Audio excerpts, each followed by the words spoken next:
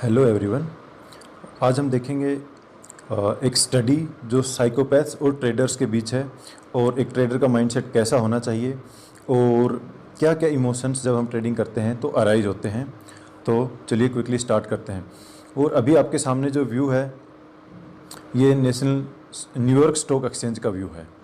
सो New York stock exchange का आप quickly अगर एक देखना चाहते हैं ग्लिम्स, अगर आप ट्रेडर हैं तो आप में कुछ एक्साइटमेंट ज़रूर आएगी इसको देख के।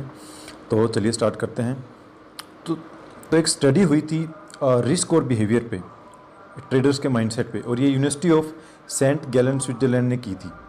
सो इसमें क्या निकल के सामने आया था कि 24 साइकोपैथ्स को और 27 नॉर्मल लोगों को बहुत ही हाई सिक्योरिटी एक कंट्रोल ग्रुप में रखा गया और उनके बिहेवियर को ऑब्जर्व किया गया। और जो ये 27 नॉर्मल लोग थे ये ट्रेडर्स थे।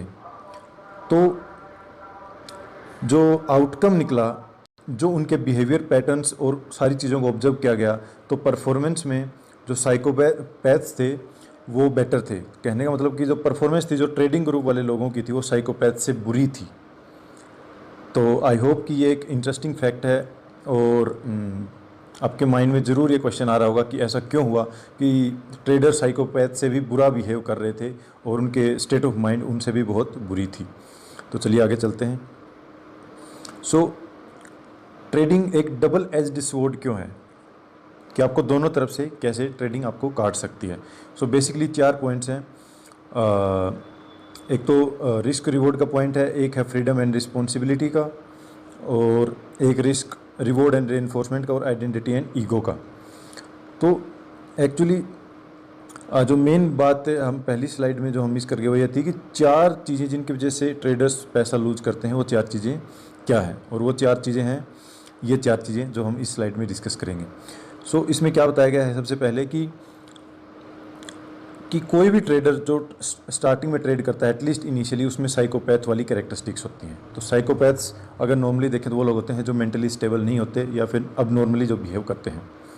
उसके बाद फ्रीडम एंड रिस्पॉन्सिबिलिटी, ये एक फैक्टर है। इसमें क्या बताया गया है कि जो इनहेरेंट फ्रीडम होती है वो डिस्ट्रक्टिव होती है। एक्चुअली हमें 18 ईयर्स तक 20 ईयर्स तक फॉलो द रूल्स, हमें नियम कानून को मानना चाहिए, सब सिखाया जाता है। जैसे ही मार्केट में जंप करते हैं तो वहाँ पे हमें बहुत ज़्यादा फ्रीडम मिलती है, ना हमें बताना होता ना कोई जवाबदेही होती किसी को, तो रूल तोड़ने में मज़ा आता है। तो वहाँ पे रूल्स ब्रेक होते हैं और यही इस बात में बताया गया है। फिर है रिवॉर्ड एंड रीइंफोर्समेंट, कि मार्केट एक्चुअली एनकरेज करती है बैड हैबिट्स के लिए। बैड हैबिट्स के लिए मार्केट एक्चुअल में एनकरेज करती है। सो ये कैसे एनकरेज करती है कि जैसे ही आप मार्केट में जाएंगे तो आपको मतलब बहुत इम्पेशेंट हो जाएगा, फटाफट आप ट्रेड में जंप लेना चाह रहे हैं, बस फटाफट सब कुछ होना चाहिए।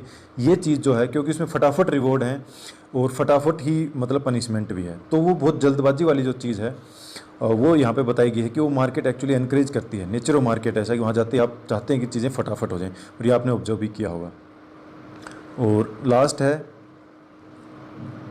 आइडेंटिटी एंड ईगो, कि मार्केट में एक्चुअली सिडक्शन होता है काइंड का, कि हर अपॉर्चुनिटी में हमें जंप करना है, हमें जंप करना है, और ये आइडिया मेरा राइट है।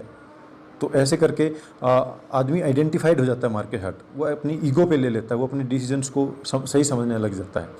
सो ये 4 चीज़ें मेनली, और आई होप कि आप कनेक्ट कर पा रहे होंगे कि इन्हीं की वजह से पैसा लूज होता है। सो अब हम समझते हैं थोड़ा सा कि हम जो बैटिंग करते हैं, सट्टा लगाते हैं, उसकी साइकोलॉजी क्या है। सो जैसे कि एक साइड आप देख पा रहे होंगे ये घोड़ों की रेस है यहाँ पे, ये देखिए। फिर आप एक जगह देख पा रहे होंगे कि ये पोकर का गेम है, और एक जगह ये कोई सीन है, कसिनो भी नहीं है, तो इसको आप इग्नोर कर सकते हैं। सो जो घोड़ों की गेम है उसमें क्या बताया गया है कि हम पढ़ रहे हैं साइकोलॉजी ऑफ बैटिंग, की बैटिंग की साइकोलॉजी कैसे काम करती है। जैसे कोग्निटिव डिसोनेंस के बारे में बताया गया। एक और इंटरेस्टिंग स्टडी के बारे में मैं यहाँ पे आपको बताता हूँ, जो कैनेडियन साइकोलॉजिस्ट ने की थी और ह्यूमन बिहेवियर पे की थी। तो उसमें क्या निकल के आया था कि जस्ट एक बार अगर आपने कोई बैट लगा दी कहीं पे, जस्ट एक बार आपने अगर कोई बैट लगा दी, सो किस पे बैट लगा दी, घोड़ों की रेस पे। सो लोगों को क्या लगने लग जाता है कि उनके जीतने के चांस बहुत बढ़ गए हैं। जब तक बैट नहीं लगाई थी तब तक उनको ऐसा नहीं लग रहा था, लेकिन जैसे ही बैट लगा दी उनको लगता है कि उनके जीतने के चांस बहुत बढ़ गए हैं। लेकिन यहाँ पे एक्चुअल में क्या हुआ है कि एक्चुअल में यहाँ पे कुछ भी नहीं हुआ है, और ना ही घोड़ा बदला है ना ही कुछ और बदला है, लेकिन जो माइंडसेट है जो सट्टा लगाने वाले का, वो हॉर्स के प्रोस्पेक्ट में चेंज हो गया है। सो अब उनको क्या लगता है कि अब मतलब जिस पे मैंने बैट लगाई वो घोड़ा जीतना ही चाहिए, ये हमारे स्टेट ऑफ माइंड हो जाती है। सो साइकोलॉजिस्ट बोलते हैं कि जो ये साइकोलॉजिकल बायस है, जैसे ही हम सट्टा लगाते हैं, सो इसमें ट्रेडर ही नहीं, ऑल ओवर द वर्ल्ड जो भी सट्टा लगाता है वो इसमें फॉल होता है या वो इस कैटेगरी में आता है। सो अब देख लेते हैं कि इसको हम बोलते हैं ओवर कॉन्फिडेंस बाय। जैसे हम सट्टा लगाते हैं ओवर कॉन्फिडेंस हो जाते हैं। अब पोकर के गेम का भी एग्जांपल मैं आपको बताऊंगा। और एक होता है नियर मिस इफेक्ट, कि ये जब भी हम इस टाइप की एक्टिविटी में पार्टिसिपेट करते हैं, बैटिंग में या ट्रेडिंग में, सो डोपामिन रिलीज होता है क्योंकि हमें ट्रिगर मिलता है बार बार, ठीक है, और वो मोटिवेट करता है बैटिंग करने के लिए। सो यही मेन रीज़न है कि ट्रेडर्स भी मतलब इस नेवर मिस इफेक्ट के चक्रों में, और वो डोपामिन रिलीज होता रहता है तो जंप करते रहते हैं अपॉर्चुनिटीज़ में। तो आई होप कि आपको समझ में आ रहा होगा कि हमारी मेंटल कंडीशनिंग ही ऐसी होती है कि नेचुरली ट्रेडिंग हमारे मतलब अपोजिट होती है हमारे नेचर के। सो हमें माइंडसेट पे कंटिन्यूसली इसलिए काम करना होता है। जो बहुत ही अच्छे ट्रेडर्स होते हैं वो कई लाख रुपए सिर्फ माइंडसेट पे काम करवाने के लेते हैं, लेकिन लोगों को माइंडसेट बिल्कुल ही ख़राब चीज़ लगती है कि इसकी तो ना वीडियो सुननी है ना इसके बारे में कुछ पढ़ना है, सिर्फ बस स्ट्रेटजी पता होना चाहिए और उसमें जंप करना है। तो जब भी वो जंप कर रहे होते हैं तो इन्हीं में से कोई ना कोई चीज़ या कोई पैटर्न वो रिपीट कर रहे होते हैं और फिर बाद में रिजल्ट आपको सबको पता है। सो देखा जाए तो एक मैंने आपको बताया था कि जब पोकर का गेम होता है उसका एग्जाम्पल, तो ऐसे बोला जाता है कि कसिनो में मान लो अगर आप जाते हैं तो वहाँ पे अगर आपके पास सिस्टम है तो आपको बहुत अच्छे से वेलकम किया जाता है, क्योंकि कसिनो वाले ह्यूमन बिहेवियर को जानते हैं। सो होता क्या है कि आपको वहाँ पे इनफैक्ट कुछ बुकलेट्स भी दी जाएंगी, उसमें प्रॉपर स्टडी होगी, प्रॉपर स्ट्रेटजी होगी कि आप उससे जीत भी सकते हैं। लेकिन उनको पता है कि जैसे ही वो स्ट्रेटजी एक बार काम नहीं करेगी, बंदा ह्यूमन माइंड का नेचर ऐसा है कि उस स्ट्रेटजी को बदल देगा। इसलिए आपको वहाँ पे ड्रिंक पिलाई जाती है, बिठाया जाता है और बुकलेट्स भी दी जाती हैं और सब कुछ फ्री में दिया जाता है, क्योंकि उनको पता है कि ह्यूमन माइंड चेंज हो ही जाता है। और इसीलिए इमोशंस का बहुत बड़ा रोल है कि इमोशंस अगर ट्रेडिंग में आए तो फिर आप सक्सेसफुल ट्रेडर नहीं बन पाओगे। और ये जर्नी धीरे धीरे स्टार्ट होती है और कई सालों तक चलती है, जिसमें धीरे धीरे अपने आप को इम्प्रूव करते जाते हो। सो बेसिकली देखा जाए तो 3 स्टेजेस होते हैं एक ट्रेडर की जर्नी में। पहली स्टेज 1 से 5 साल तक होती है, जहाँ पे क्या होता है कि हर नई चीज़ है, नई स्ट्रेटजी हम ट्राई करने का सोचते हैं।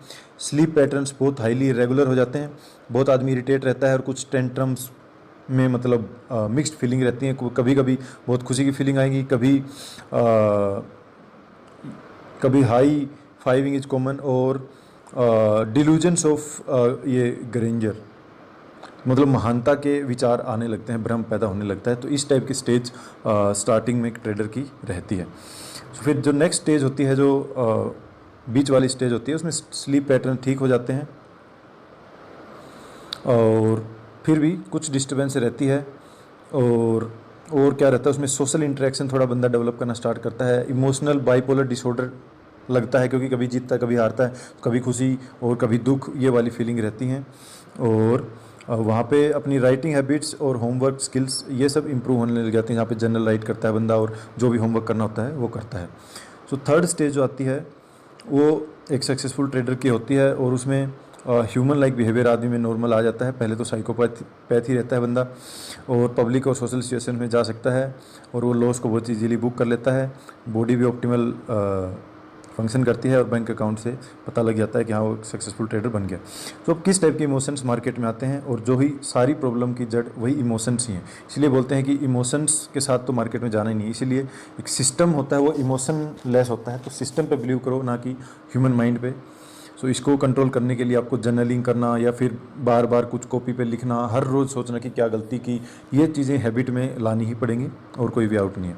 सो एक होता है फियर ऑफ मिसिंग आउट, जिसको फोमो बोलते हैं, कि हमें लगता है कि बस मैं तो मिस हो जाऊंगा, और फटाफट ट्रेड में एंटर हो जाते हैं आइडियल टाइम से पहले ही, उसके नेगेटिव आउटकम निकलते हैं। एक होता है पैनिक और डेस्परेशन, पैनिक में सेल कर देते हैं, डेस्परेट होकर बाई कर लेते हैं, प्रॉपर सेटअप बना नहीं है।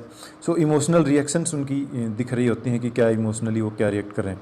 और एक जो टेम्पटेशन होती है ग्रीड की, जो सबसे मेन है, ग्रीड की जो टेम्पटेशन है कि आप कोई लूजिंग ट्रेड है, लेकिन इस होप में कि थोड़ा वापस आएगा, आप होल्ड रखते हो और कोई स्टॉप लॉस नहीं लिया तो बहुत बड़ा नुकसान हो जाता है। सो ये इमोशन आते हैं। तो basically fear of missing out, panic and ये डेस्परेशन, और टेम्पटेशन ऑफ ग्रीड, यही मेनली है। सो अब कंक्लूजन देख लेते हैं कि मतलब ट्रेडिंग क्या आर्ट है कि क्या साइंस है, तो इसने बोला हुआ है कि ट्रेडिंग थोड़ा सा आर्ट है, थोड़ा सा साइंस है। ह्यूमन माइंड है, सबसे मेन रोल उसी का है। अगर आपने ये लिखा हुआ है कि अगर ट्रेडर बहुत ज़्यादा ध्यान देते हैं अपने इमोशंस का, जो बहुत ज़्यादा अटेंशन देते हैं अपने इमोशंस को, और जो डेटा और चार्ट या एनालिसिस को इग्नोर करते हैं, वो फेल होना ही होना है। सो इसलिए सिस्टम और डिसिप्लिन अप्रोच ही बचा सकती है और आपकी स्किल को इम्प्रूव कर सकती है। सो आई होप कि ये वीडियो आपको पसंद आई होगी। और फिर से एक ग्लिम्स अगर आप लेना चाहें न्यूयॉर्क स्टॉक एक्सचेंज का, जो कि बहुत ही अच्छा है। सो अगर आपको ये मैनेजमेंट, रिस्क मैनेजमेंट और माइंडसेट या साइकोलॉजी लगता है कि इम्पोर्टेंट है ये सब सुनने के बाद, तो आप इस वीडियो को आगे फॉरवर्ड कर सकते हैं।